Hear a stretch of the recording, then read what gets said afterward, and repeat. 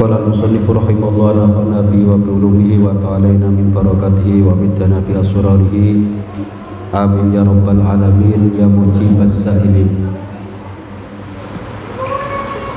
Wa anna man aikona annallaha yatlubuhu lil qiyami bi khidmatihi wal iqbali ala wadhaifi ubudiyatihi shadaqat tolaba ay sodako fit tolabi ilaihi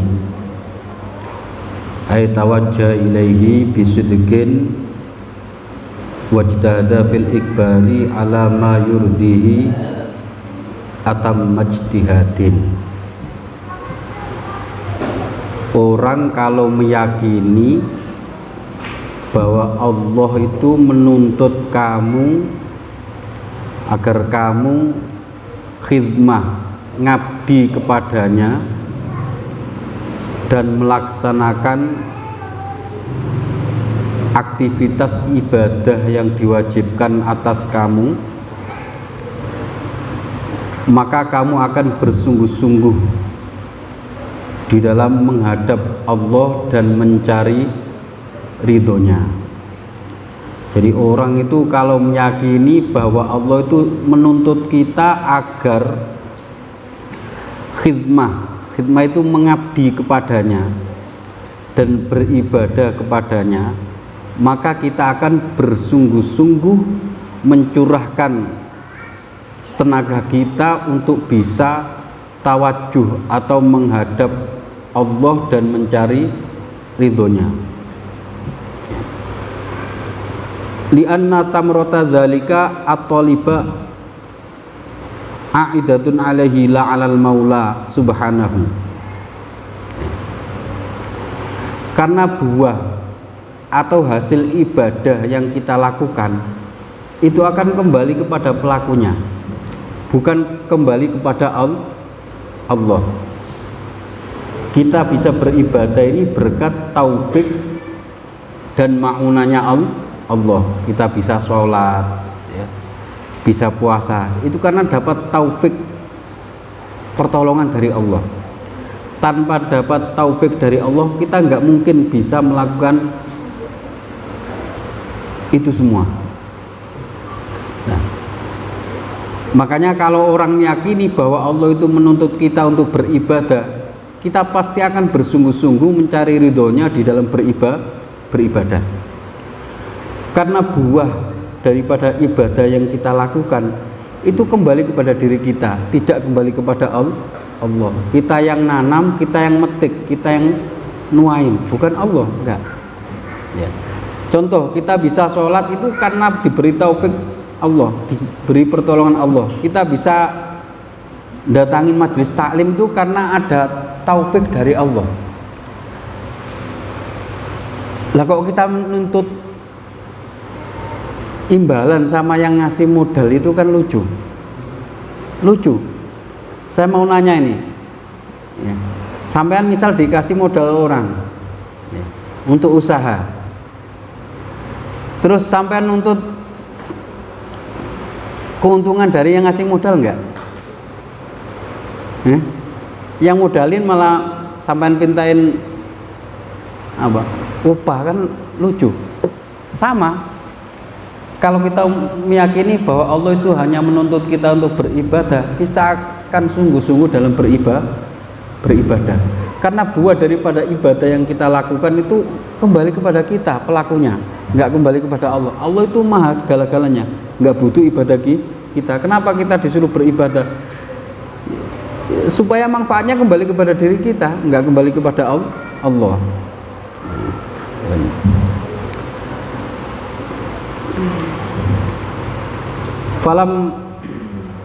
Falima la yasduku fi talabi wajdihi wa yatruku hududha nafsihi wa muradatihi in kana min ahlil aqli wal ma'rifah. Jadi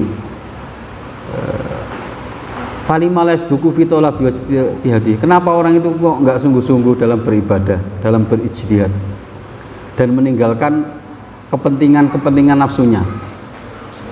Jika orang itu berakal dan mengenal Allah, pasti nggak akan nuntut Allah. Kita bisa sholat itu berkat taufik Allah, kok kita minta balasan sholat kita? Ini lucu. Sama aja sampean dimodalin sama bos, sampean minta upah sama bos, kan lucu. Dimodalin kok minta upah. Berarti selama ini kita itu belum nalar. Toh ibadah itu pahalanya akan kembali kepada diri kita, tidak kembali kepada Allah. Wa man alima annal umura biyadillah wa minha ma yuhawilhu minal qiyami bi khidmatil maula in jama'a qalbu alaihi bi tawakkul alaihi ay tawakkal alaihi fi taysir amri wa tasdini ma yuqarribu bi ila hadratihi fa inna dzalika la yakunu illa minhu subhanahu li annal umura kullaha biyadihi wa laysa li abdi madkhalun fiha. Dan orang kalau meyakini bahwa semua perkara itu ada dalam genggaman Allah, wa minha ma yuhalu minal qiyam, di antara perkara yang ada dalam genggaman Allah itu apa? Ya kita bisa ibadah, bisa aktivitas. Maka orang itu akan berserah diri secara total kepada Allah, akan pasrah sama Allah, ya, di dalam memudahkan urusannya dan minta dimudahkan segala apa yang bisa mendekatkan dirinya kepada Allah.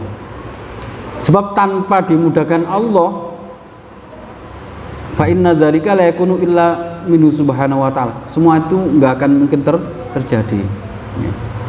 Walaupun sehat, kalau tidak dapat inayah dari Allah, taufik dari Allah, enggak kuat itu puasa. Walaupun kakinya kuat jalan, kalau nggak dapat taufik dari Allah, nggak mau nih kaki melangkah ke majelis taklim. Ya. Makanya orang kalau meyakini bahwa semua perkara itu ada dalam genggaman Allah, pasti akan berserah diri kepada Allah secara total. Orang itu hanya pasrah bahwa semua itu ada di dalam tangan Allah atau kekuasaan Allah. Yang diminta agar Allah mudahkan, Allah permudah melakukan hal-hal yang bisa mendekatkan kepadanya. Sebab tanpa taufik dan inayah dari Allah, nggak mungkin semuanya itu bisa terjadi. Manusia itu nggak punya apa? Nggak punya kapasitas, nggak mempunyai kekuatan. Walaysa lil abdi madkhulun fiha. Ya. Manusia itu nggak punya kekuasaan. Udah, ya kita kalau sakit berobat ikhtiar, selanjutnya kita pasrahkan kepada Allah. Kalau kita nganggur ya nyari kerjaan, selanjutnya udah nyari, ya udah serahkan semua kepada Allah. Toh kita itu nggak bisa kok ngatur nafas kita, kapan kita hidup, kapan kita mati, itu nggak bisa. Makanya kita itu harus benar-benar tawakal sama Allah. Wa may yatawakkal 'alallahi bahwa hasbuh. Orang kalau berserah diri kepada Allah itu Allah akan mencukupinya. Amin. Fal qismul awalu wa wa qaulu shadaqa fit talabi ilaihi qiyamun bi muqtadha syariah. Wa tsani wa wa qaulul umuri bi yadillah. Wa annahu yang bagi at-tawakkul alaih qiyamun bi haqqil haqiqah. Wa qaulu alaihi tanazza'a bihi kullun minal fi'li wal masdari wa innahu ala annal bidayat wa fathiyah utifa ala annal umur la budda li bina'i hadzal wujud ay limabna wa hadzal wujud an tahtadima da'imuhu. Jadi kalau yang pertama tadi bersungguh-sungguh dalam berkhidmah kepada Allah, itu artinya kita mengikuti tuntunan syariat. Artinya kita punya kewajiban untuk berikhtiar. Setelah berikhtiar baru kita bertawakal. Itu. Ya ikhtiar. Kita yang penting menunaikan kewajiban kita tuh, sholat, zakat, puasa. Soal nanti surga neraka itu udah urusannya Allah. Itu nggak penting. Yang penting kita mengikuti aturannya Allah. Kalau yang kedua, wasani wa qaulul umur biyadillah, Itu artinya makom hakikat, ya. Bahwa semua perkara itu ada di dalam genggaman Allah, karena manusia itu nggak punya daya upaya dan kekuatan. Semuanya itu modalnya cuman la haula wala quwata illa billah, ya. La budda li bina'i hadzal wujud ay limabnahu hadzal wujud antah dima da'aimuhu ay arkanhu fasyubiha al wujud bikosrin lahu arkanun wa takhyirun wa antus laba karoimuhu ay nafaisuhu wa ma ya'izzu minhu wal qasdu bihadza tasliyatuhu amma yafutu fi hali sulukihi min hududhihi wa syahawatihi li'annahu idza alima anna dunya la tadum li ahdin bal la budda an tuzala anhu aw yuzala anha walau ba'da hinin. Seorang murid kalau sudah suluk kok harapannya nggak tercapai, itu nggak usah berkecil hati. Misal saya ini udah sholat, saya udah minta sama Allah, tapi kehidupan saya kok masih begini-begini aja, nggak ada perubahan. Jangan berkecil hati, ya. Kenapa? Karena dunia itu fana, bangunan dunia itu kropos. Ya, kuncinya cuma dua. Dunia itu kalau nggak meninggalkan kita, maka kita yang akan meninggalkannya. Makanya seorang murid ketika keinginannya tidak tercapai, tidak usah putus asa, nggak usah berkecil hati. Sudah sholat rajin, tapi ekonominya masih sumpak nih. Jangan berkecil hati. Karena memang bangunan dunia itu kropos, pasti akan sirna, akan lenyap. Kalau dunia itu nggak meninggalkan kita, maka kita akan yang akan meninggalkannya. Misal dunia ini kita kuasai, ingat suatu saat kita akan mati. Ya, itu kita yang meninggalkannya. Atau dunia itu nggak mau deket ke kita. Jadi kalau bahasa Ibnu Athaillah itu li'annahu idza alima anna dunya la tadum li ahdin bal budda an tuzala anhu aw yuzala anha. Jadi orang itu kalau mengerti bahwa dunia itu enggak kekal bagi seseorang, bal budda an tuzala anha. Dunia itu bahkan harus dilenyapkan dari diri seorang hamba. Au yazalu anha, atau hamba ini yang akan meninggalkan dunia itu. Walau ba'da hinin, walaupun setelah masa yang lama, ya pasti toh sebuah keniscayaan kita itu pasti akan meninggalkan dunia. Wa kullu ma huwa anta qaribun lam tagtabit bima yakunu ma'al amrihi ila dzalika wa yakunu tiban nafsi wa truku fal aqilu mangkana huwa abqa wa huwa adarul akhirah afraha minhu ay asyadda farahan minhu. Ya. Makanya orang yang cerdas adalah orang yang lebih memilih sesuatu yang kekal, yaitu akhirat daripada dunia. Gitu. Fal aqilu mangkana bima wa abqa. Jadi orang yang berakal adalah orang yang memilih sesuatu yang kekal, yaitu akhirat. Afrahu minhu wa asyaddu farahan min nafsi. Dia lebih bergembira, lebih senang, ya, daripada apa? Memilih dunia. Bima huwa yafna. Jadi orang yang berakal itu lebih senang memilih akhirat, yakni memilih sesuatu yang kekal daripada memilih sesuatu yang lenyap, yaitu dunia. Wa wa dunya. Fa idza kanat ad-dunya faniyatan wal akhiratu yadaimal baqiya fala yanbaghi al farahu bil aula li fanaiha. Jadi kalau dunia itu sirna, lenyap, dan akhirat itu kekal, maka tidak pantas orang itu bergembira dengan dunia. Enggak pantas orang itu bergembira dengan sesuatu yang lenyap, yang sirna. Ya. Wa man fariha bil fani fana farahu. Orang kalau gembira dengan sesuatu yang lenyap, maka kebahagiaannya itu pasti akan lenyap. Ya jelas. Ya. Kita gembira punya anak, ya pasti anak kita akan mati kok. Kita gembira punya harta, itu pasti akan jadi warisan keluarga kita kok. Wala ibrota bifarohin yakna wa yazul. Enggak dianggap orang yang gembira dengan sesuatu yang lenyap atau yang hilang itu enggak dianggap. Wa man fariha bil baqi dama farahu. Tetapi kalau orang itu bergembira dengan sesuatu yang kekal, maka kebahagiaannya akan abadi, akan kekal. Makanya ulama-ulama ya salafus soleh itu lebih memprioritaskan akhirat daripada dunia. Dunia ini diambil seperlunya saja, hanya untuk agar kuat beribadah. Jadi nggak ada niatan untuk jam'il mal atau al-fakhr bil mal, niat numpuk-numpuk harta atau niat apa? Membanggakan harta, itu nggak ada dalam hati para ulama salafus soleh, nggak ada. Di dunia itu cuma di tangan.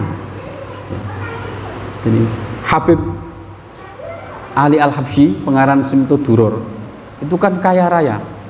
Pada waktu krisis ekonomi di Yaman, itu warga Yaman 3 bulan ditanggung semua. Karena apa? Karena dalam benak beliau itu nggak ada hubud dunia. Jadi dunia cuma di tangan. Yang terpenting itu akhirat. Dia lebih senang bantu orang. Jadi, cuman di kita kan enggak. Kalau saya jenengan semua ini kan lebih memprioritaskan dunia daripada akhirat. Coba. Ketinggalan sholat aja happy aja, nggak ada penyesalan. Terlambat masuk kerja di kantor, wah nyesel, takut dimarahi atasan, takut nggak diperpanjang kerjaannya. Itu kalau jenengan saya semua ini. Kebalik. Padahal Allah telah mengkonsepkan walal akhiratu khairul laka minal ula wal akhiratu khairu abqa. Akhirat itu lebih baik, lebih kekal. Tapi kenapa kita itu kok bal tu'thirunal hayatad dunya? Ini. Kita lebih memilih sesuatu yang sirna, yang lenyap daripada sesuatu yang kekal. Nah ini kebalik ya. Jadi kesimpulannya, kalau kita meyakini bahwa Allah itu menuntut kita untuk beribadah, maka kita akan sungguh-sungguh dalam beribadah. Karena buah daripada ibadah itu kembali kepada diri kita, tidak kembali kepada Allah. Kita yang nanam, kita yang akan manen, kita yang akan menuain ya. Karena Allah itu enggak butuh itu semua ya. Ini yang pertama. Dan orang kalau meyakini bahwa semua perkara itu ada dalam genggaman Allah, pasti orang itu akan bertawakal secara total ya, kepada Allah. Karena kita itu tidak mempunyai daya, upaya dan kekuatan. Modal kita cuma satu, bismillah, la haula wala quwata illa billah. Cuman itu ya. Makanya kita harus sungguh-sungguh beribadah. Karena orang yang berakal adalah orang yang memilih sesuatu yang kekal daripada sesuatu yang sirna ya. Berarti selama ini kita ini belum waras, belum berakal ya. Karena lebih mementingin dunia.